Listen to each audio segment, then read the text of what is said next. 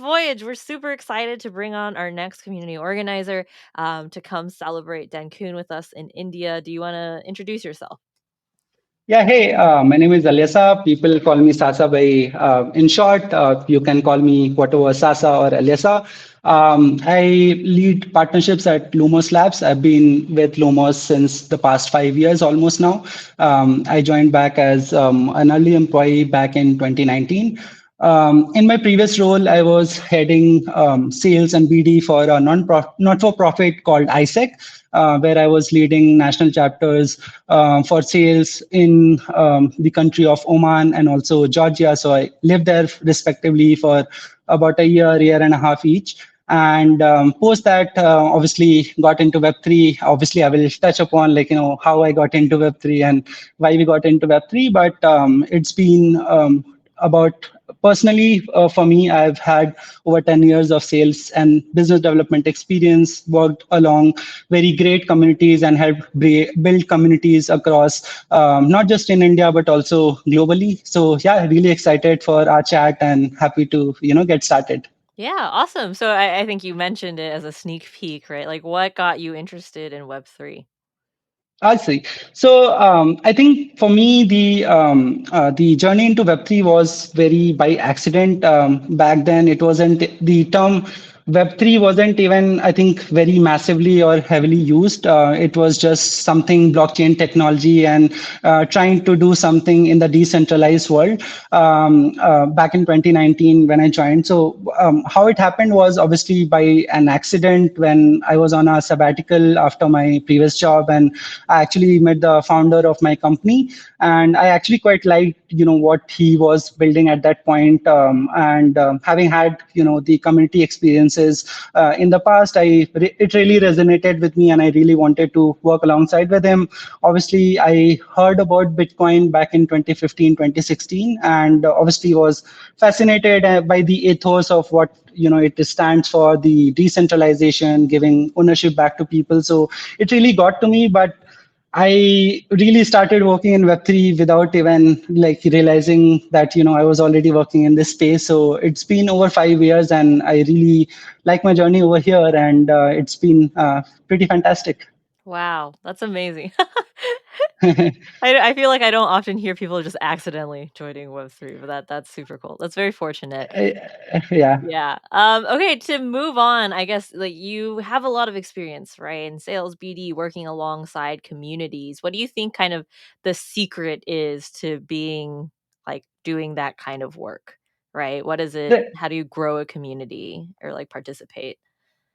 Right. So I think there's no secret sauce as such. If I really try to conceptualize and really try to put my mind and brain behind it and try to be very thoughtful about the same and try to tell you bunch of jargons and stuff that really work or doesn't work. But I think to put that in simplicity, it would be about knowing what your community stands for and knowing what your community actually needs. And every community obviously works for a different purpose. Every community works for a different goal and the vision that they actually stand for and the values that they actually share, right? So as long as you understand what your community stands for and what it actually needs and how you are able to bring those values and bring those incentives to the community, I think that really goes along well in terms of creating a very fruitful community, right? So taking an example of what we have been doing at Lumos is obviously the organization that I work with to essentially,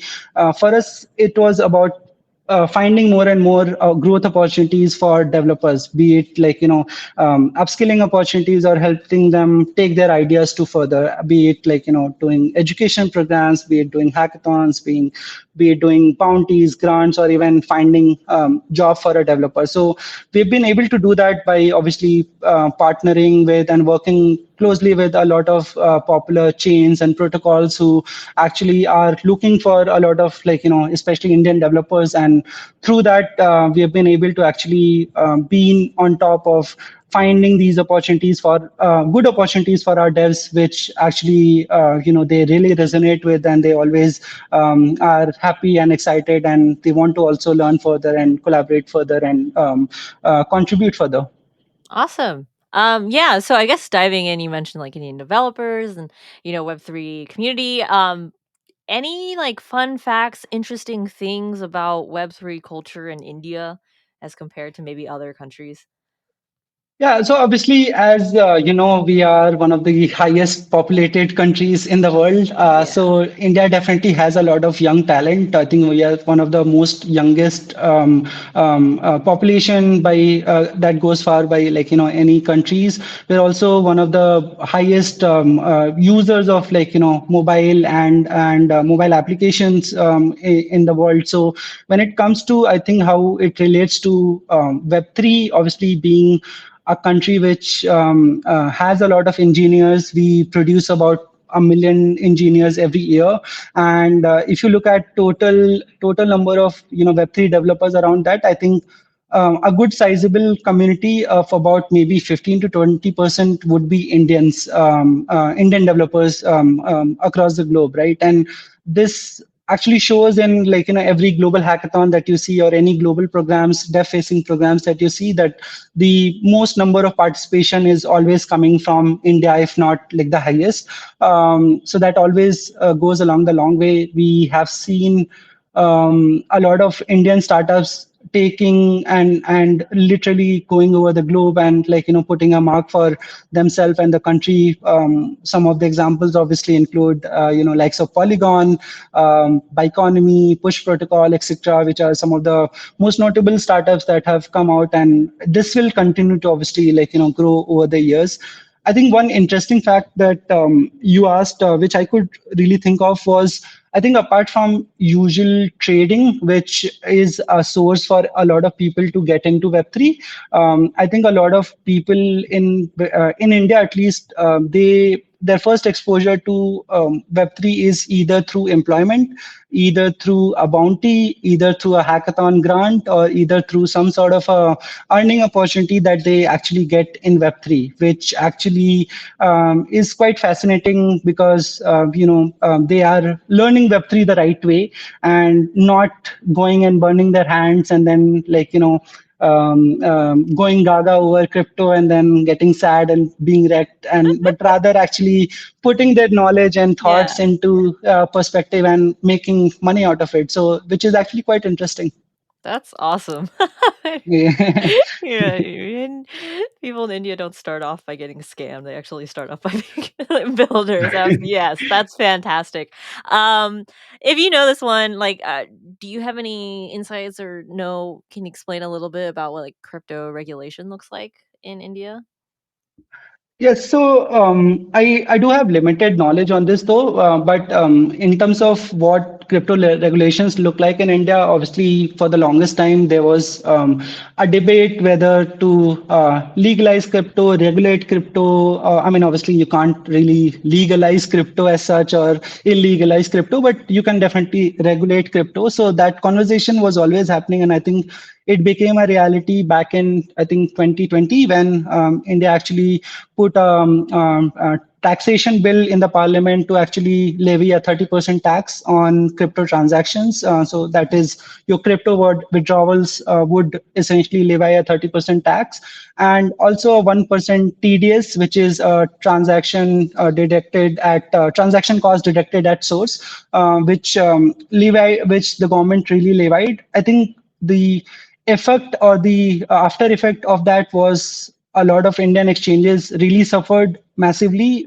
with obviously volumes getting dry and more people moving to the DEX route and or trying to actually like not work with Indian exchanges or so. So I think the clarity is yet to come in terms of what is the next step in terms of regulations in India. But I think right now the government is trying to formalize a lot of strategies. There have been I think initiatives by a lot of state governments on some level to actually work out some sort of like POCs. There was also a CBDC project that India tried to actually pilot. So it's still under works. I think there's a lot of development that is yet to happen, and people will obviously, I think builders like us will obviously continue to building, irrespective of what the regulation is happening or not. I think great ideas will eventually come out, and people will actually start to start to actually put their heads down and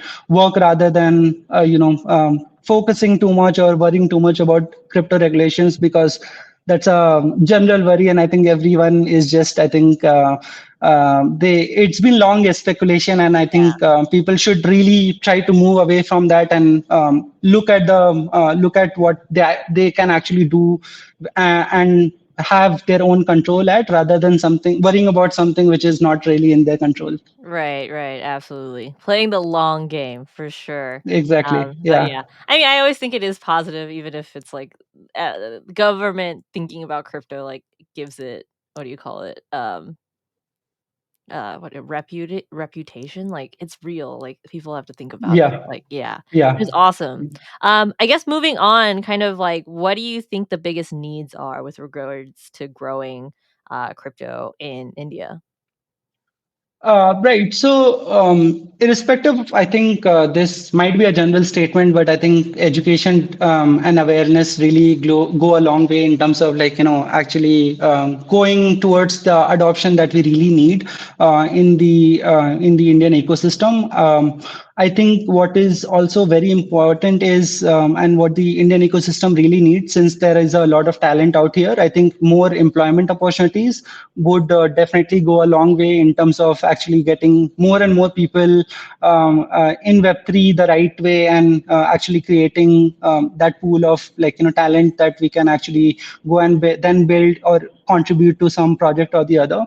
I think for a lot of major players, I think irrespective of the regulation, I think that also sort of scares away a lot of large organizations to look at India as a market strategically. I think there should be definitely more strategic focus on India and what the ecosystem can provide, irrespective of the how the regulations play out. I think that is definitely really important. And then obviously how regulations play out, obviously we will have to wait and watch as to how it works. But I think education, more focus and strategic efforts on Indian ecosystem, and creating more employment opportunities, I think will definitely play a huge role in growing the Indian ecosystem as well. Yeah. Awesome.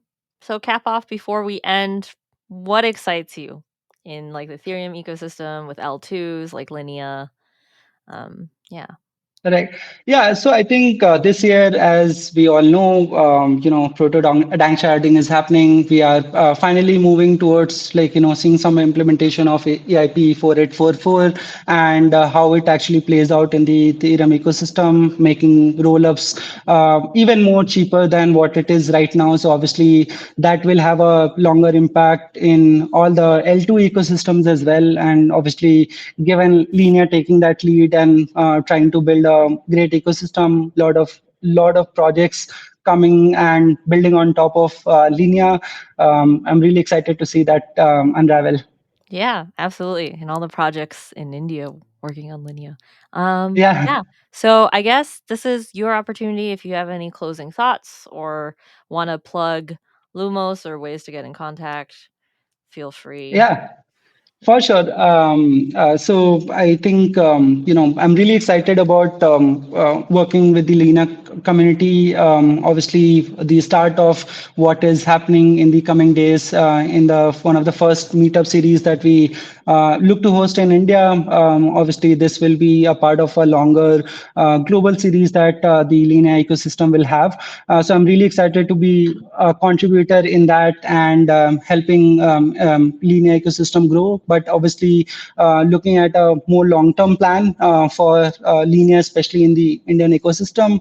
As an organization, obviously open to great builders, always collaborating, and we have like a bunch of events and meetup series coming up. So if you are a Linear builder, or if you are a general builder looking to build out on Linear, feel free to reach out. We have You can reach out to me directly on my Telegram. If you can maybe write that in the description, or my email ID, which I'll send that to you. But yeah, it was a pleasure speaking with you as well. Awesome. Thank you so much. So I'll close it here. I'll hit end record. And I hope to see everybody at the India event, which is January 27th, I believe. Yes. So See super you excited. there. Okay. Bye.